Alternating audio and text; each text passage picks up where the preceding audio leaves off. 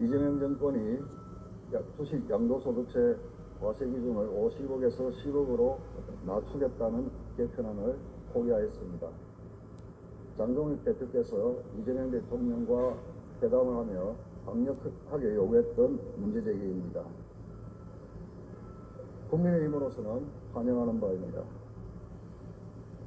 지난 금투세 폐지 때와 마찬가지로 국민의힘이 국민과 시장을 지켜낸 값진 성과입니다. 그런데 이에 대응하는 이재명 정권의 태도는 참으로 기가 막히고 어이가 없습니다. 섣부른 정책 발표로 시장과 주주를 혼란에 빠뜨려 놓고 이제 와서 없던 일로 하겠다고 합니다. 그러면서도 마치 본인들이 시장과 국민을 위해 큰 문제를 해결한 것처럼 생색을 내고 있으니 무책임하고 뻔뻔한 행태가 아닐 수 없습니다. 이재명 정부는 이번 사태에 대해 국민께 정식으로 사과해야 합니다. 나아가 다시는 이러한 졸속 정책을 추진하지 않겠다는 재발 방지 약속도 분명히 하기 바랍니다. 장동혁 대표는 이재명 대통령에게 또 하나 요구한 바가 있습니다. 노란봉투법, 이재명 대통령의 포스코 ENC 면허 취소 발언 등으로 꽁꽁 얼어붙은 건설업에 대한 대책을 밝히라고 요구한 바 있습니다. 이재명 대통령은 공포에 휩싸인 건설업 현장을 되살릴 수 있는 대책을 하루속히 발표를 해야 할 것입니다.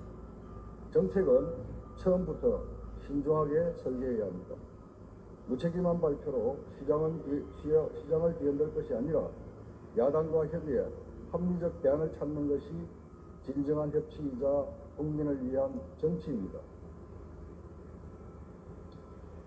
이미 국민의힘은 민주당에 9월 16일까지 민생경제협의체에 대한 답을 달라고 요구한 바 있습니다. 민주당은 속히 이에 대해 답해 주시기 바랍니다. 김정관 산자부 장관이 미국을 방문해 관세 협상 후속 논의를 진행했지만 어제 결국 빈손으로 귀국했습니다. 국익과 기업 생존이 걸린 중차대한 관세 협상이 또다시 성과 없이 끝난 것입니다. 문제는 이재명 정권이 이 엄중한 상황에서 뚜렷한 대책도 국민께 드릴 설명도 내놓지 못하고 있다는 것입니다. 우리보다 외환 보유액이 3배나 많은 일본조차 미일 협상 결과를 두고 비판 여론이 들끓고 있습니다. 이런 방어 자치가 비교적 미흡한 우리나라는 자칫 잘못하면 제2의 외환 위기에 직면할 수도 있습니다.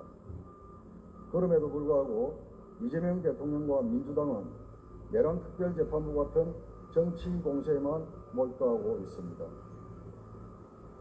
국민과 기업이 당장 피해를 입게 생겼는데 정작 이재명 정권은 정쟁에 빠져 허송세월만 보내고 있습니다. 관세 협상의 최우선 가치는 국익과 기업 피해 최소화입니다.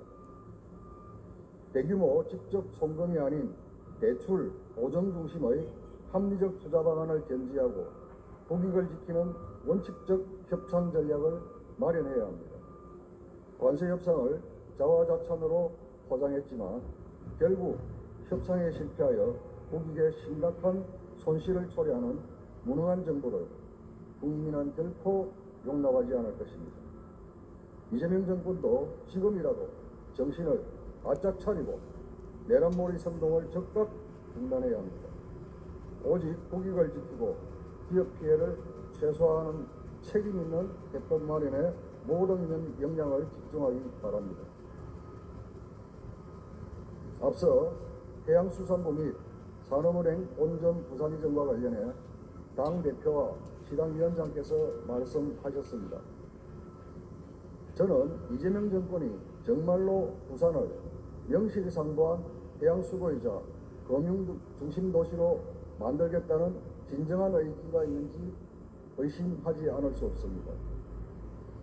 내년 지방선거에서 부산 표 좀 얻어보겠다는 얄팍한 심산으로 마치 떡 하나 던져주듯이 대한다면 부산 시민들께서 크게 심판하실 것임을 분명히 경고드립니다.